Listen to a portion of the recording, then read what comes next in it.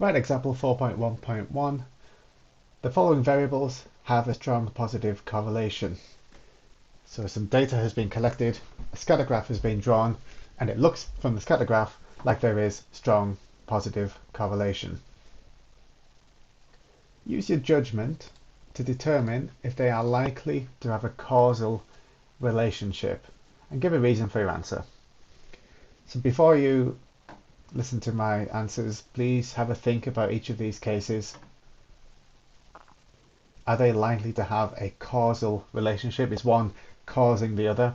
As one increases, does the other one also increase?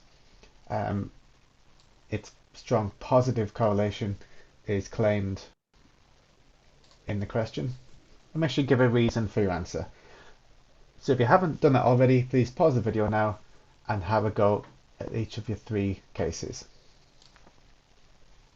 Right, this first one, I think, yes, there is likely to be a causal relationship here. I think it's pretty well known that exercising needs energy from your body.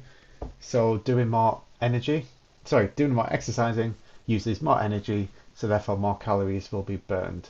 As the time spent exercising increases, the number of calories burned will also increase. So an increase in time spent exercising probably does lead to an increase in the number of calories burned. So a positive correlation in the question, remember. Now the second one, consumption of mozzarella cheese and engineering doctorates awarded. So a doctorate is like PhD or degree in engineering. Well, this one is actually from the Spurious Correlations website. So on that website we have a graph. In green we have per capita consumption of mozzarella cheese from the United States compared with the number of civil engineering doctorates awarded, again in the United States. And as one is growing, the other one also seems to be growing as well. However, using our judgment, our common sense, we can say it's very unlikely that there's an actual causal relationship here. Eating mozzarella cheese probably does not increase a person's chances of being awarded an engineering doctorate.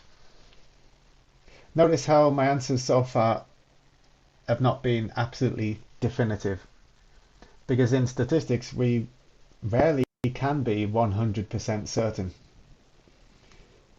In the future, scientists might discover actually there is some biological link between eating mozzarella cheese and being awarded an engineering doctorate.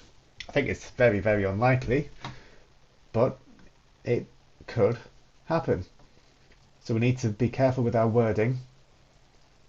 Very unlikely is the best phrase to use here. In the final one, homelessness and crime rate. Well, this is a tricky one. And I've said there's a possible causal relationship. So I think this is possible. Again, not definite. I wouldn't even say likely. I'd just say possible, or you could say slightly likely. The reason is if someone is homeless, that might cause them to commit a crime in order to survive. For example, stealing food just to be able to eat.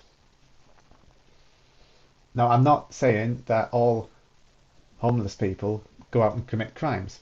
Definitely not saying that. But I'm saying the circumstances might lead someone who is homeless and struggling to survive to go out and commit a crime. So there's a possible causal relationship here. So please remember, be careful with your wording. Statistics is usually not a straight yes or no. Often there are grey areas. So please make sure you learn from the way I've worded my answers there.